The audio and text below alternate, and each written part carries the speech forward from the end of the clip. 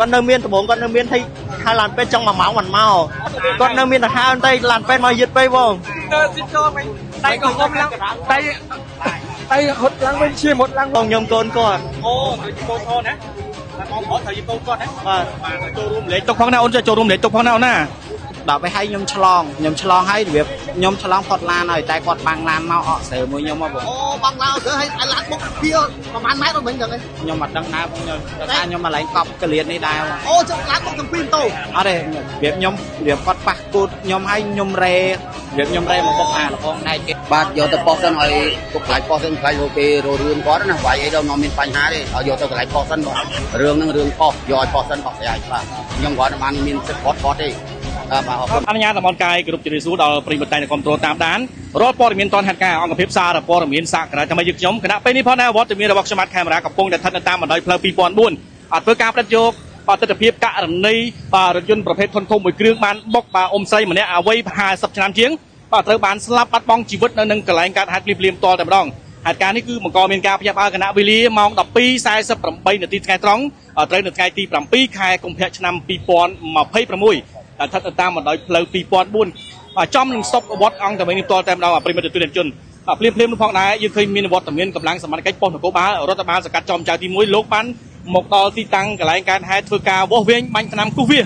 នៅចំណុចទីតាំងកន្លែងកើតហេតុខាងលើផងដែរភ្លាមៗនោះផងដែរបាទតែកង់រថយន្តគឺបានដាក់ហ្គាសដាក់មេប្រូចរត់បាត់ទៅហើយបន្សល់ទុកតែរថយន្តប្រភេទធនធំជាប្រភេទរថយន្តបាទស្ទូចមួយគ្រឿងតែប៉ុណ្ណោះចំណែកម៉ូតូរបស់គាត់គឺជាម៉ូតូ Dream Song ឆ្នាំ 2016 គឺត្រូវបានបុកផ្កាប់រងការខូចខាតយ៉ាងដំណំផងដែរឃើញថាក្នុងនោះឃើញថាមានតាំងពីចំណីម្ហូបអាហារកត្រកគឺត្រូវបានខ្ចាយពីពេញផ្លូវតែម្ដងហើយយើងឃើញថាពីស្ថានភាពការបុកគឺបុកនៅចំណុចខាងក្រោយនេះអូប្រហែលជា10ម៉ែត្របងប្អូនណាអូប្រហែលជា10ម៉ែត្របណ្ដាលឲ្យអ៊ុំស្រីម្នាក់ហ្នឹងគឺត្រូវបានស្លាប់បាត់បង់ជីវិតភ្លាមៗនៅនឹងកន្លែងកើតហេតុផ្ទាល់តែម្ដងបាទប្រិមិត្ត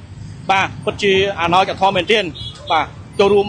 ចែករំលែកទុកផងចំពោះក្រុមគ្រួសារនៃសពប្រិមិត្តទូទាំងជនបាទប្រិមិត្តយើងឃើញហើយបាទទស្សនវិជ្ជារថយន្តដែលបានបុកហ្នឹងគឺបុកមកតាំងពីខាងក្រោយប្រិមិត្តបាទចំកណ្ដាលសពតែម្ដងបាទបុកមកអូអ៊ុំស្រែនេះប្រហែលជាបាទ10ម៉ែត្រប្រិមិត្តបាទហើយឃើញមានមហោបអាហារមានកត្រកហ្នឹងបាទគឺអូសមកខ្ចាយពីពេញផ្លូវតែម្ដងបាទមើលហើយគឺពិតជាសង្វេគនឹងអាណោចអាធមមែនទែនប្រិមិត្តទូទាំងជនបាទអាសូរមែនទែនបាទហើយខ្ញុំក៏សូមបញ្ជាក់ផងដែរថាអ៊ុំស្រីខាងលើនេះគឺគាត់មានអាយុ50ឆ្នាំជាងប្រិមិត្តទូទាំងជនបាទស្លៀកពាក់ខោអាវឈុតណាបាទយើងមិនទាន់ដឹងថាគាត់មកពីធ្វើការឬគាត់ក៏ធ្វើដំណើរយកម្ហូបអាហារយកទៅឲ្យក្មួយឲ្យកូនឬក៏យ៉ាងណាទេណាប្រិមិត្តទូទាំងជនយើងឃើញស្ថានភាពកង់រថយន្តអូសតាំងពីនោះមកដល់កន្លែងកាត់ហេតុដែលអ៊ុំស្រីដែលត្រូវបានស្លាប់ហ្នឹងគឺបាទប្រហែលជា10ម៉ែត្រប្រិមិត្តទូទាំងជនអរគុណណាប្រិមិត្តតែនៅគ្រប់គ្រងតាមដានជាមួយនឹងអង្គភាពសារព័ត៌មានរាល់ព័ត៌មានតនហេតុការអង្គភាពសារព័ត៌មានសាករាជរបស់យើងខ្ញុំបាទគណៈពេលនេះផងដែរវត្តមានរបស់ខ្ញុំបាត់កាមេរ៉ារួមជាមួយក្រុមការងារក៏សូមអនុញ្ញាតអរគ្រប់នឹងអរគុណច្រើនបើសិនជាមានអ្វីបន្ថែមយើងខ្ញុំនឹងធ្វើការអាប់ដេតបន្ថែមជុំវិញករណីបាទគ្រោះថ្នាក់ចរាចរណ៍មួយដ៏រន្ធត់ដែលកើតឡើងនៅតាមបណ្ដោយផ្លូវ2004ត្រង់ចំណុចស្តុបវត្តអង្គតមិញរវាងប្រភេទរថយន្តធុនធំបាទស្ទូចមួយគ្រឿងបានបុកជាមួយនឹងបាទអ៊ុំស្រីម្នាក់វ័យប្រហែលជា50ឆ្នាំជាងដែលជិះម៉ូតូ Dream Song ឆ្នាំ2016បណ្ដាលឲ្យអ៊ុំស្រីគឺត្រូវស្លាប់បាត់បង់ជីវិតភ្លាមនៅក្នុងធ្លុកឈាមយ៉ាងអាណោចអាធមទាល់តែម្ដងប្រិមិត្តទូទាំងជនគណៈពេលនេះផងខ្ញុំបានកាមេរ៉ារួមជាមួយក្រុមការងារសូមអរគុណបាទសូមគោរពលា